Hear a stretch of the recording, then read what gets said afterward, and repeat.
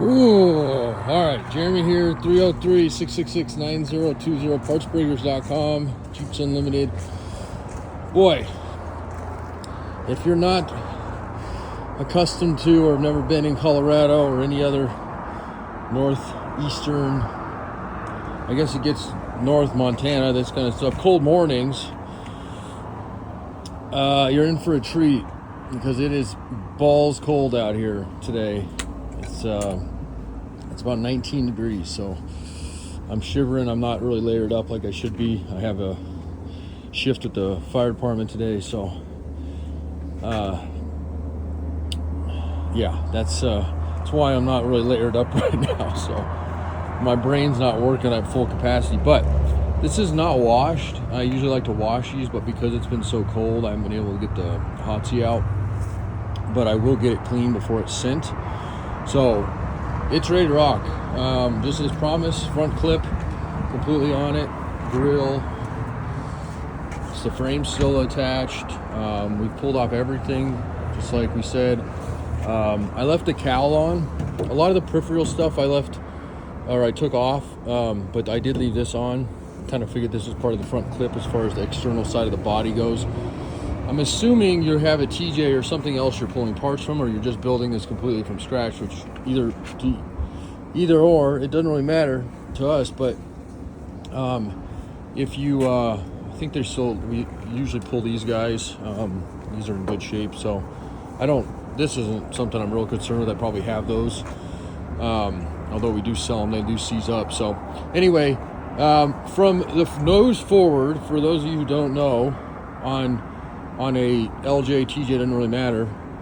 At least on the body side, though, it is exactly the same as a TJ. And then, of course, the windshield frame, the same, specifically the 03 to 06, and then the tailgate 03 to 06. Whereas everything else from back, at least for body stuff, is different.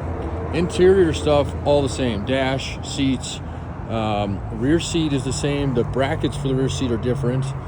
I'm just giving you a couple of these because if you plan on putting some of that stuff back in, most of it will bolt right in if you happen to have a TJ. And the 9702s would work as well, but they change a few things on them. I'm not going to get into all that. Just a couple things off the top of my head. Seat belts, or seat brackets, I should say, for the front, all actually front and rear, from 9702 to 0306, but everything else is the same. The lower rockers we pulled, they're around here. They're LJ specific. They made a TJ diamond plate as well. Those were both made for the Rubicons only. They give it a rocker guard. I'm assuming since you're building this, it's probably getting some, because they're not, I mean, they're really more for show, but they do sell. So, and then of course fender flares, we took those off. Those are around here somewhere. They were a good set, real wide ones. This thing will clean up nice. It's got a lot of dirt on it right now, but there's no rust in it whatsoever. Floors are solid. You got a little oxidation here, but absolutely no holes coming through anywhere. This is a clean Colorado, New Mexico, Arizona. It's where this thing spent its life. Jeep. And like I said, and I don't do this in there very often, probably once every few years. So feel hopefully blessed and lucky we did it this way on this one, and I know it'll help you guys out. But this has got the original title to this, which is in our name, clean title, clean LJ Rubicon title, no less, with low miles coming with it. So it won't be shipped with the tub. We'll certify mail that wherever you want, but definitely needs to go to somebody you trust, because can't really, I mean, you guys can't really get another one. I can, but it's not something that's easy to do. So definitely keep track of that. And like I said, we'll get tracking on that as soon as it gets out. I know we're still waiting on a balance on it, and I didn't want to pursue that balance until we got this thing completely done to show you it. And not that it didn't speak for itself before, but it's kind of nice seeing. Plus, I like to show you exactly what you're getting, so there's no expectations on your side that we didn't meet. The old saying, we want to under promise and over deliver, and that's exactly where we're at. So hopefully that's what we've done here. And I know sometimes the language barriers are hard, but I think this is pretty straightforward. We have a lot of this stuff just laying here, so this is all going to get put away and listed. What's not listed, what's listed, put away, inventory today. And they kind of hastily put this out here. I don't really like the way they did this, but we wanted to empty this thing. Everything was sitting inside of it. So I wanted to get you this video so we could get this thing wrapped up, and I'd like to have it on a truck for you next week. As soon as we get payment on it, the balance, we'll contract it out. And I'm not kidding. This thing should be wherever you're wanting to send it, whatever shop it is or friend or whatever, within a couple days. It's pretty impressive. So we're in Colorado. I had a tub picked up here 2 weeks ago, and it was in Canada 3 days later. And we had a frame. Matter of fact, we have a couple frames going out to the Midwest, so we'll probably get this on that same load. Like I said, I'd like to get this out next week. So, and then lastly, I didn't really touch on this yet, but as I promised, I want to make sure that everything on this thing is super easy for you and your team or brother or cousins or whatever, whoever's helping you out on this, to make sure that it gets not only built the way you want it. That's obviously on the next shop, which just as a, we do have shops in town if there was something, but if you already have somebody lined out, it's all good. I don't, we don't do there's a lot of shops that do a lot of the big builds, but I have some paint shops in town that I work with, body shops that we're just starting to work with, and I have an axle guy here, transmissions, engines, we have that in-house. So we do have a lot of resources for people who are looking to maybe get something like this, or a TJ or a CJ. We have some really, matter of fact, in the end of this video, I'll show you some cool stuff that we have that we are selling whole. For those of you looking for Christmas, gifts, and I know these are big gifts, but to each his own. But not just gifts, but winter projects, guys. One of the biggest things that we get busy, people do not understand. Right now, we're a little slow. We get a little slow always around the holidays. And when I say a little slow, we're doing probably 50, 60 calls a day, which is really slow for us, especially we're only, 3 of us out here. That keeps us busy, don't get me wrong, but it's slow. January 15th comes around, usually around January 1st, but sometimes extends to the 15th.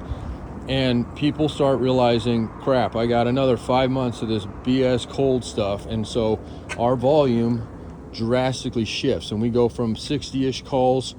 It slowly just starts grinding up. And by February 1st, we've hit that 100, 150 calls.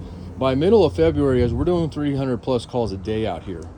And that's part of the reason I work with so many other shops. And we're a big yard, 7 acres, all Jeeps, but we can't even handle the volume. So instead of losing those sales, those customers, we either shift it and find the parts for you from other network of yards we use. And I'm not talking the guys that are listed on Car Park, because most Jeep yards are not listed on there. I'm talking in-house people I've literally met in person, vetted, and become really good friends with. And we're talking California, Texas, Washington, Idaho, Florida, New York, Pennsylvania, Maine.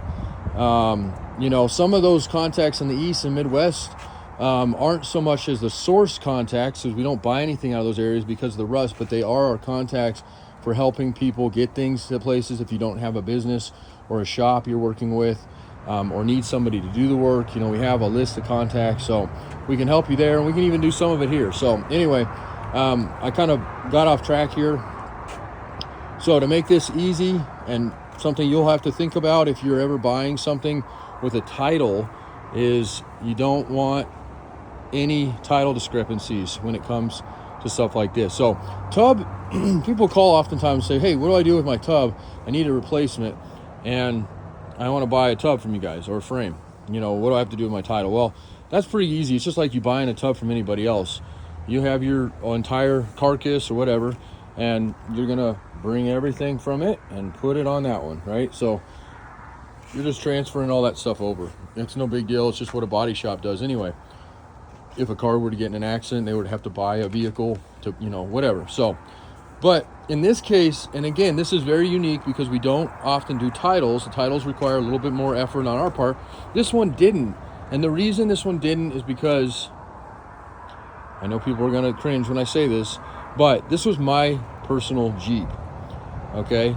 And yes, I know I've gotten hundreds of emails. I'm an idiot, blah, blah, blah. Why'd you part that thing? It's so, yes, I get it. But it's the name of the game for us, right? So I didn't buy it with the intention of that. I've had this for a few years. We drove it for a long time. Essentially, I went to sell it, and I just couldn't get what I know it's worth. And maybe because the market at the time, this was a few months ago, it was soft. There's a whole vehicle. But I know these things. I've been selling Jeep parts for 21 years. In my 21st year, I know what tubs. We get calls on tubs all the time. We get calls on frames all the time. So I knew what I could sell it in pieces for. And I told people, hey, this is what I want. It was more than reasonable. As a whole, we weren't asking a killing like a lot of people do on these things. And people weren't offering that. They were offering half of that. So I said, well, we'll part it. And everybody said, no, you won't. Everybody says that. I said, yeah, I will. So anyway, that's where that came from. And that's why it got parted. So, and we're exactly where I wanted to be on it as a whole unit. So, and I still have a ton of stuff left to sell. So, mark my words when I tell you that I'm not just BSing people out there. If you see some project that we've put up and I say, I'm willing to sell this one whole, usually I give a date, by such and such date. If it's not, sold, then we will part it out. And, essentially that's what we'll do. So, okay, backtrack a little bit more back to every single thing on this thing, okay? There's a VIN. There's VINs all over the frame. There's sticker VINs, okay? And then you have your dash VIN. Your dash VIN is the most important one, okay? This is what we call a dash overlay. And there's still a piece in there, although the airbag has been pulled. The cover will probably get pulled as well.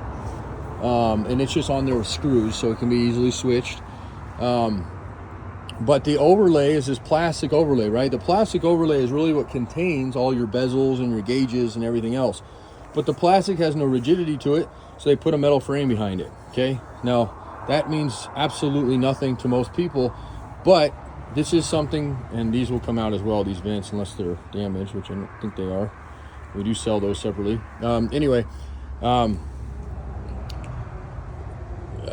But this is the most important thing here to remember is that, this is a sticker, this VIN, that VIN. There's some stamps around on the frame and stuff, but mostly what they're looking for when they're doing VIN inspections or you're taking them over the border or something is they're going to look for this guy right here or wherever it may be. Sometimes vehicles put them in different areas, but on a TJ or actually for most Jeeps from mid-80s all the way up, they've incorporated them into their dash.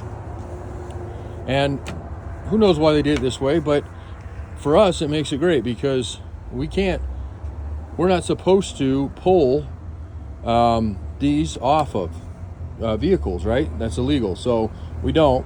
And so the way that we have to make sure we cover our ass when we sell parts out here and have VINs associated with them, because we can't legally pull or tamper with this VIN. It's a federal, this is how they identify this vehicle.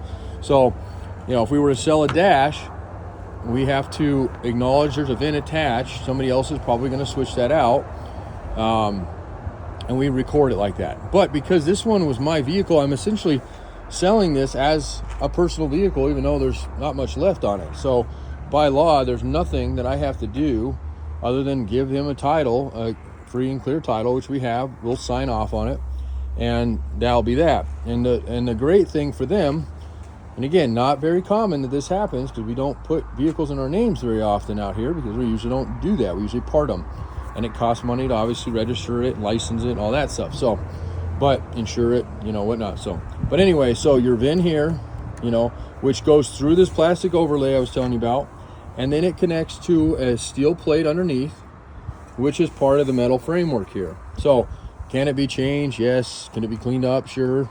If somebody was there's obviously ways to do that. But as far as they're concerned, and getting this thing eventually, from what I understand, into Mexico, you're going to want, and that's why I was so critical when we talked initially, when I talked to your cousin, because I wanted to make sure you knew and he knew that this was all going to be copacetic. So that just means, up and up.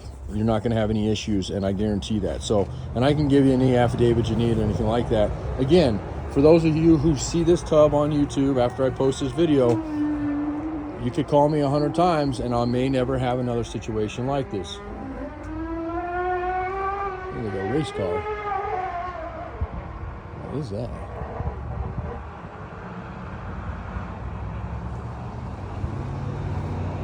Huh.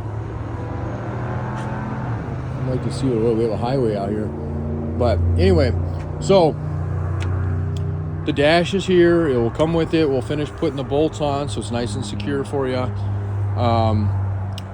The frame is underneath it, obviously. Nice clean frame. Okay, straight, rust-free, front to back. There's nothing like that. Nothing. You know, never had an accident or anything like that. So, all right, I'll quit blabbing. Now I'm cold and I gotta pee. So, I want to show you a couple things real quick for those of you catch this and are like, oh, that's what we need. Okay, so I don't have any LJs left. I had 2 of these in. I had a yellow one. I had that one. That was the one that had the clean title on it. The other one I ended up selling to a shop here in town that's going to build it, and it didn't even have it had a salvage title on it. But again, it was not so much of the title issue on theirs. They just wanted an LJ to build. There's a couple customers' Jeeps out here. I got a Jeepster here, this tub, and we might have a shop here in town do a little bit of work to this tub. This tub is really nice, and it'd be great to build. There's a couple things it's got, but for a 60s old Jeepster, this is really clean. Let's see here. That's about it over here. Now, these guys, I got 2 CJs up here, both Killing California titles. I've held on to these ones for a while. One of them was a frame off that they started, which is this guy, and just never really finished, but they did everything on it. The frame's been done, the tub's been done, the interior's been done. It's a Renegade. It's got all the Renegade gauges, tilt column, brand new tires. I mean, sometimes it's funny how people build their projects. You know, it has no drivetrain in it. There's no engine in it right now. Okay, so this is going to be available whether we finish it or you do. This is a beautiful Jeep, and yeah, you'll save some money buying it like this. It's still going to bring a good amount. It's rust free. It's beautiful, like I said, clean title. And we got this one here. I just dragged this one back. So this is another. That's an 80. I think that's an 84, and this is an 85. So also very clean, no rust. This one runs and drives, has a full drivetrain in it. This one has original axles, which is going to be a AMC 20 in the rear, 2-piece original. Okay, that one's got the 20 in it as well, but it's got the 1-piece conversion on it. Not that that matters, but this one's obviously a little more complete. Again, title on both of these, and again, we don't know what we're doing. We're gonna really fix this one up and do a complete resto on it. It'd be perfect for that. I mean, doesn't really need it. I mean, somebody's already done a lot of this stuff. It's got a nice tilt column in it, gauges, dash, and all that stuff. So I do have a CJ7 hardtop right now. This is a customer's rig we're working on. You can ship this as your Jeep. We are very, very busy and backed up on service work, but we have a couple here from, now we have 2 from California. We have 1 from Chicago, and then a couple from Denver and Salt Lake City, and 1 from Vegas. So, and people do that with us. We're a little bit lower on our labor rate, but what really helps people, even though, you know, cost-wise, it's probably apples to apples, comparison is not a lot on the overall, but what saves you money when we're doing certain projects is the fact that we have our own yard to pull from. So most shops are gonna, when they quote things, are gonna, you know, equate how much time they're gonna have to waste spending, especially on an old vehicle, hunting down parts and yards, where we have that ability to have it right in our backyard. So I'm walking out to this frame chassis here because it's a 86 and it's a rolling chassis. This was also a California Jeep. This is one I didn't want to part, but I was in a bind with a tub. So, and it's important because it's an 86 and it's the only year they did a factory 44 in it with the heavy duty front 30 up front. So this does have the original white track Dana 44, the unicorn that everybody calls and wants for nothing. People are pretty accustomed to knowing these are expensive now. But, if you're interested in a whole rolling chassis, or you happen to need a frame, you're out east, Midwest, this would be the way to buy it, because you'd happen to get the axles that everybody wants on it too. Obviously not for free, but, you wouldn't have to do a lot of the other work. So, anything else that I have for sale out here? I don't think so. Most of it. Oh, I know one thing you can check out. This is kind of cool.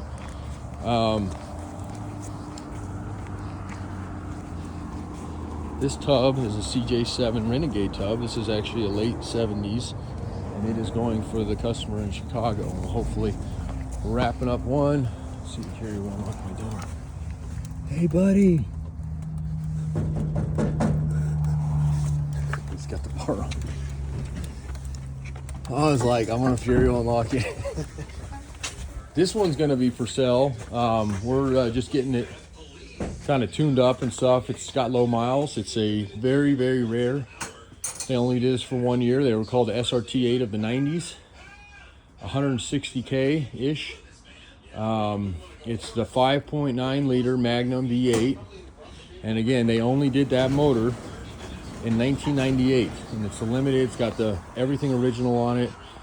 So it runs and drives, but it's been sitting for a long time. So we're just getting it run a little bit smoother and whatnot. And then lastly, it's kind of a mess in here, so I apologize, but crate motor right there, right guys? It's a Blueprint engine, brand new in the crates, a 383 stroker. I have the full specs on this one.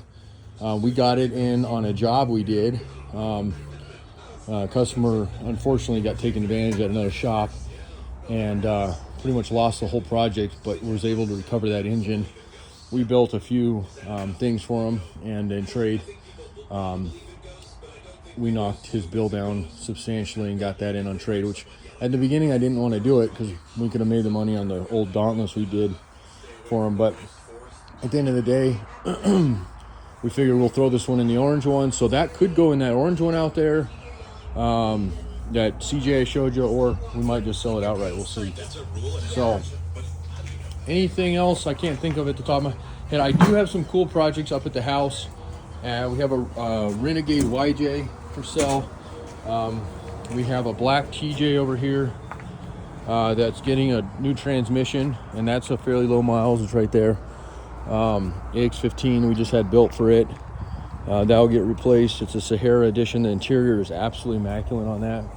That one will be for sale here next few weeks or months, depending on how we get around on it. And then a couple of cool things. We got a 12 valve Cummins Ford OBS 90s 4-door 4-wheel drive F350 with a old mechanical 12 valve Cummins, brand new engine, brand new NV4500 and T-case, and that one needs just the finishing touches on it and a paint job. The paint's actually okay, but it's not. It's just somebody rattle canned it, so I'll show you that stuff later. But anyway, 303-666-9020, partsfigures.com. I appreciate it. Now I'm going to go warm my hands up.